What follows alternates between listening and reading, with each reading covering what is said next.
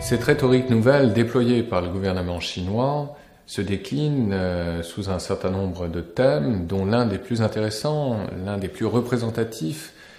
est les routes de la soie. Alors les routes de la soie, on le sait, c'est une dénomination qui a été forgée à la fin du XIXe siècle, à l'époque de la domination européenne, par un géographe allemand, le dénommé von Richthofen, et qui recouvrait une réalité bel et bien historique, celle de l'existence d'itinéraires commerciaux et culturels, à la fois terrestres et maritimes, qui reliaient l'Extrême-Orient à l'Extrême-Occident, avec de grands sanctuaires situés précisément sur ces routes de la soie, notamment le grand sanctuaire de Dunhuang, dans le désert de Gobi en Chine, où l'on peut voir aujourd'hui encore les plus belles peintures murales de l'histoire picturale chinoise. Il y eut également des influences très importantes sur le plan religieux. On pense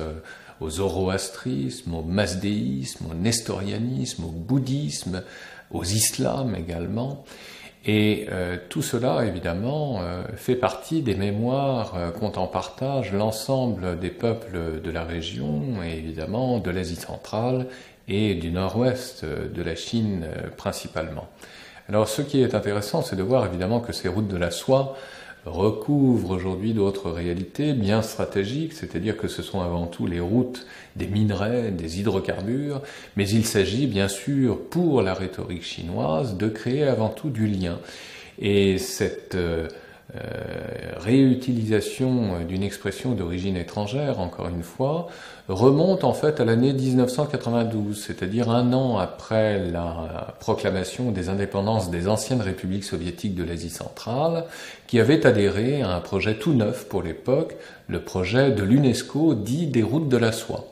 Et lorsque la Chine a adhéré à ce projet, il s'agissait évidemment pour la Chine de réactiver tous ces lieux mémoriels, mais aussi ces liens de mémoire, et par là même redécouvrir tout un arrière-pays qu'elle considère, il faut bien le dire, comme faisant partie de son précaré. D'où la création, on le sait, de l'Organisation de coopération de Shanghai quelques années plus tard, en 2001 précisément, afin d'attirer dans son giron l'ensemble de ces pays de l'Asie centrale, riches pour la plupart en hydrocarbures, mais aussi en eau, denrées rares évidemment, que se disputent l'ensemble des pays de la région, et notamment la Chine et l'Inde. Et précisément vis-à-vis de l'Inde, c'est tout à fait intéressant de voir que la rhétorique chinoise a essayé de circonvenir le grand rival indien par cette thématique des routes de la soie en septembre 2014, lorsque le président Xi Jinping a rencontré le Premier ministre indien Modi et a rappelé, chose tout à fait inédite pour un chef d'État chinois, pourtant de culture athée parce que marxiste, a convoqué donc toute cette tradition bouddhiste que les deux peuples avaient en partage. Donc les routes de la soie, on le voit bien, constituent la forme, je dirais, la plus évidente, là encore, d'une tradition réinventée.